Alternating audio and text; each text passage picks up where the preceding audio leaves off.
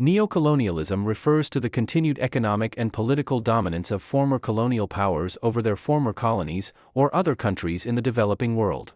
It is a system of indirect control, where former colonial powers maintain their influence over the economy, politics, and culture of other countries through various means, such as economic aid, loans, investments, and military support.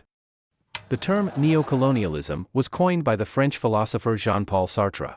However, it was the Ghanaian president Kwame Nkrumah who popularized it in his 1965 book, Neocolonialism, The Last Stage of Imperialism. According to Nkrumah, neocolonialism is a new form of imperialism that replaced direct colonization with a more subtle and sophisticated system of control. One of the main characteristics of neocolonialism is economic dependency.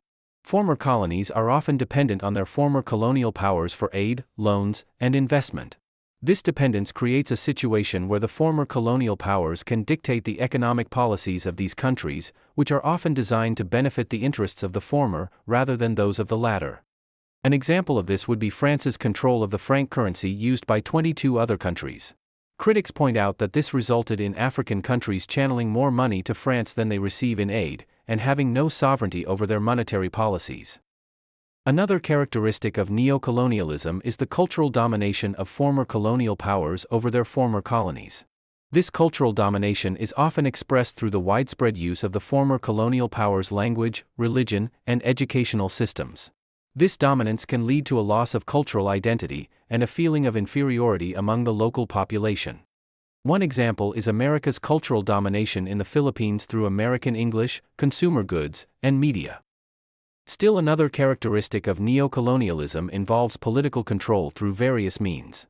Former colonial powers often have significant influence over the political systems of their former colonies, often through support for political leaders who promote their interests. This can lead to a situation where the interests of the former colonial powers are given priority over the interests of the local population, and where democratic principles are undermined. The U.S.'s invasions of Vietnam and Afghanistan are often considered examples of neocolonial political control. Neocolonialism has significant consequences on the economies, politics, and social structures of the affected nations. Here are three of them. 1. Underdevelopment. Neocolonialism results in economic exploitation of weaker nations by more powerful nations. Multinational corporations from developed countries often exploit the natural resources and cheap labor of developing nations to increase their profits.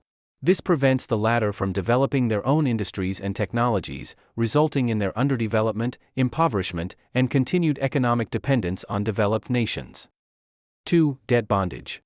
Developing nations often rely on loans from developed nations to finance their development projects. However, the conditions attached to these loans often result in debt bondage, where weaker nations become indebted to more powerful nations and are unable to repay their loans. And 3. Environmental degradation.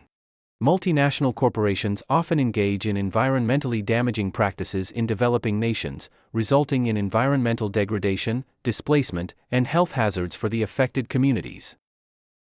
To recap, neocolonialism refers to the continued economic and political dominance of former colonial powers over their former colonies or other countries in the developing world. It is a system where former colonial powers have indirect control over the economy, politics, and culture of other countries, through means such as economic aid, loans, investments, and military support. Neocolonialism is characterized by economic dependency, cultural domination, and political control, while its consequences involve underdevelopment, debt bondage, and environmental degradation of developing nations.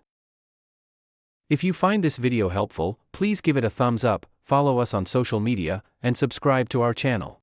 Thank you, and see you in our next videos.